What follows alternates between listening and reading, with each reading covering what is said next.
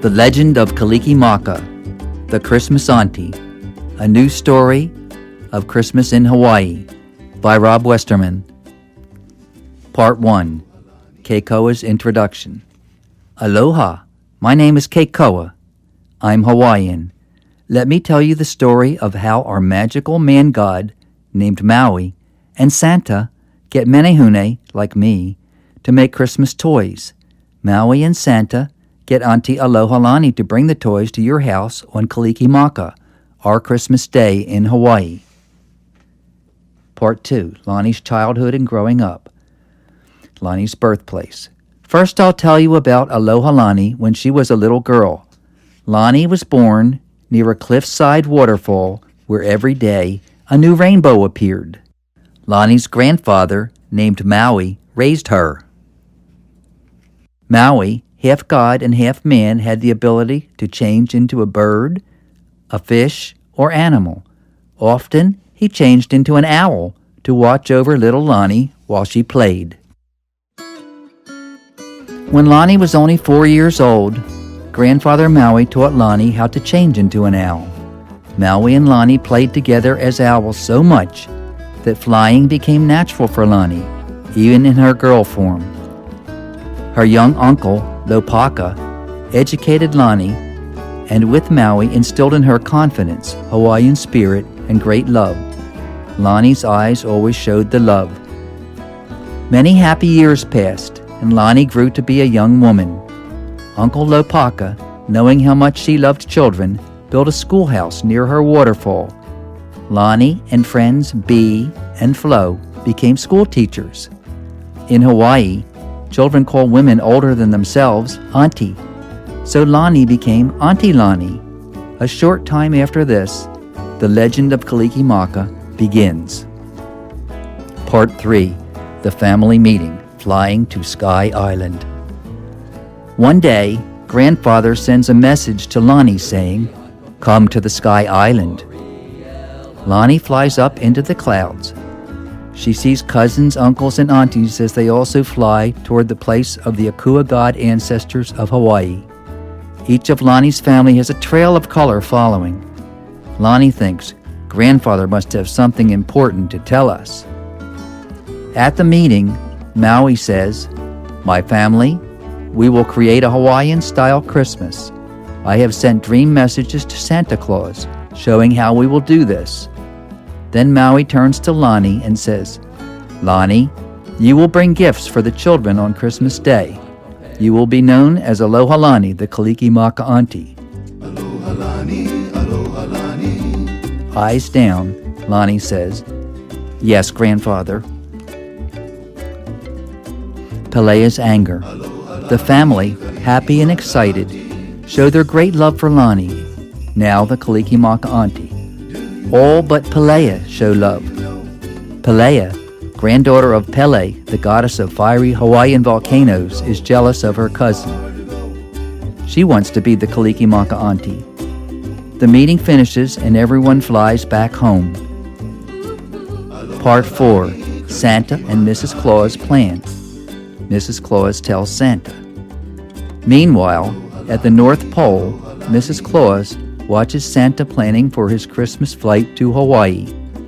Concerned, she points to a spot on the world globe and says, "Santa, do you know Hawaii is just too far for you to go? Why don't you find an auntie with a heavenly smile to deliver the toys Hawaiian style?" Santa listens and thinks. Santa remembers Lopaka. Santa says, "There could be a way." Then he is quiet. After a minute, he continues, excited. "I know! Last night I dreamed of an auntie. She flies! She can deliver the toys. And do you remember Lopaka? Last Christmas Eve, he popped up from behind a chair. He wanted me to share my toy-making secrets. Lopaka, uncles, and menehune can make toys. That will be a Hawaiian-style Christmas. Sweetie, why don't you go to Hawaii and find this auntie? Find Lopaka. It'll be fun." Elves load the sleigh. Mrs. Santa packs her bags. Elves load the sleigh and help her to adjust Hawaiian flower lays around Dancer Girl and Vixen's necks. The elves shine the deer's hooves until they sparkle. Mrs. Claus rubs red nose stick on each deer and whispers, "You are beautiful." The girls are ready for the trip. Part 5, Mrs. Claus and Aloha Lani, flying to Hawaii. Outside, ready for takeoff, Mrs. Santa says, "Go girls!" The deer run fast down the trail and jump into the air. High in the sky, strong winds push the sleigh. The deer raise their legs to glide. Later, the Hawaiian Islands appear below. Mrs. Claus counts them. 1, 2, 3, 4, 5, 6, 7, 8. Then she says, "Number 8 is the Big Island. It has a volcano. Let's head for number 3 from the top. That's Oahu." Aloha Lani greets Mrs. Claus. The sleigh descends almost to the sea. It skims like a flat rock across a North Shore bay. Mrs. Claus holds tight. After a scratchy stop in the soft red sand, Mrs. Claus steps out. The clear blue water and green big leaf trees fill her with energy. She hears a young voice say, "Aloha, Mrs. Claus. I've been waiting for you. I am Aloha Lani. May I call you Tutu? That's grandmother in Hawaiian." Mrs. Claus asks Lani. As night falls, Aloha Lani leads Tutu to the top of a mountain for a luau dinner. At the peak, Uncle Lopaka greets Mrs. Claus. Menehune have set out a Hawaiian luau dinner. All sit on the ground to eat. The girls are hungry. The Hawaiian food is tasty. Lopaka plays guitar in a way Mrs. Claus has never heard. "So beautiful," she says. Then she turns to Lani and says, "Santa and I ask that you make a Hawaiian-style Christmas. Will you do this, dear?" Lani smiles and answers, "Yes, Tutu. This is good." Maui pulls up an island. In the morning, Maui comes early and meets Mrs. Claus. We walk to Maui's Hawaiian canoe and paddle far out to sea. Maui, whistling, drops a big heavy hook on a rope into the sea. It sinks to the bottom. "Paddle," he commands. We paddle backwards, dragging the hook across the ocean floor until his rope is taut. Arm's length by arm's length, Maui pulls until a new island finally appears. Maui grins. "It's a pretty one," he says. "We'll make Kalikimaka toys here." Part 6, Getting Ready for Kalikimaka. Lopaka's Invention. Mrs. Claus returns to the North Pole the next morning.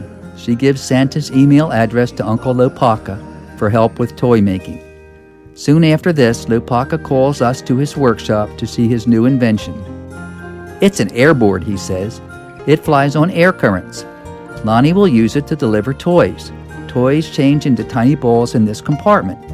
They return to full size when taken out. 7 owls will pull the board, but it also has an engine."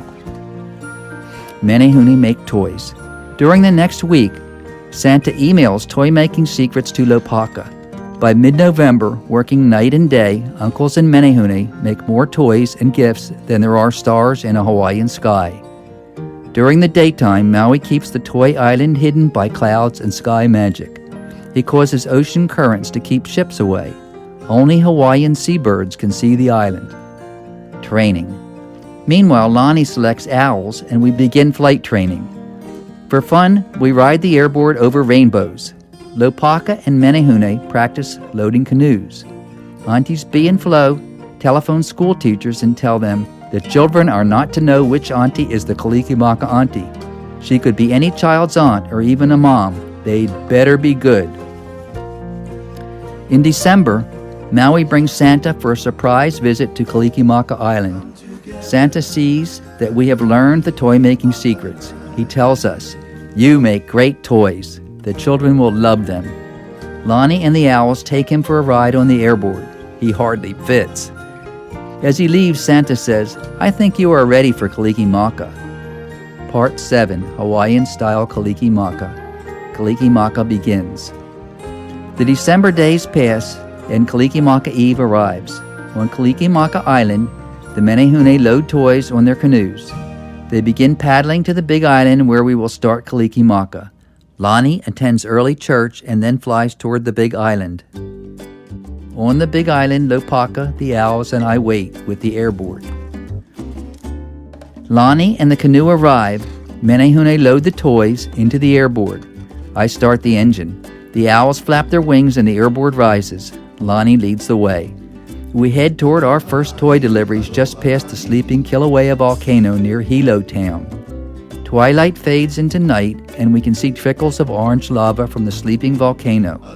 All is quiet. Suddenly, with a loud roar, the volcano erupts. Fire and ashes blast up into the sky.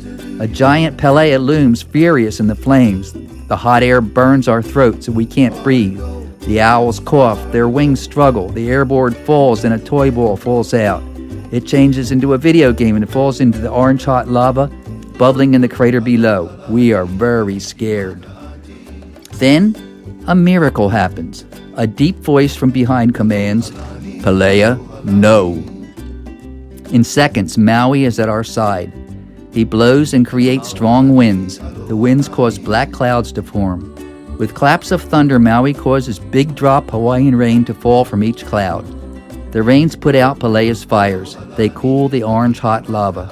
Black volcanic rock takes its place. As the owls regain their breath, Lonnie thanks Maui. "Mahalo, Grandfather." We begin toy delivery once again, flying in the toys. We deliver toys all night. Tiny wing bells, gifts from Mrs. Claus, create a new Kalikimaka sound with each flap of an owl's wing. A full moon lights our way. All is calm. Then Aloha Lani whispers to us, "This is our last delivery. My school children, Keone, Pu'ele, and Nani live here. Then we're off for home, my darlings." Placing the presents. I set the airboard down on the grass. Lonnie selects a green ball from the toy compartment and turns it into a surfboard. Other balls turn into wrapped packages. Lonnie knows what's inside. We climb through the open window. Lonnie hands us gifts and candy. We place the gifts under the tree. Lonnie hangs candy at the top of the tree. Kalikimaka Eve deliveries are finished and we fly home. Part 8, Kalikimaka Morning, opening the presents. Pu'ele's eyes pop open. She runs to the family room. "Yes!" she exclaims. Keone and Nani rush down the stairs shouting, "Kalikimaka!"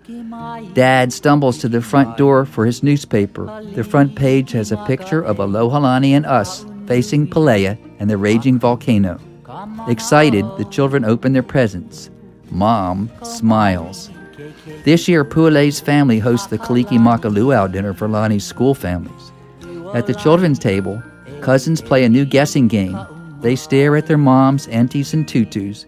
Pointing, they say things like, "It's her. She wasn't around Kalikimaka Eve." And, "No, it's your mom." The aunties have great fun. They eat Ono good food.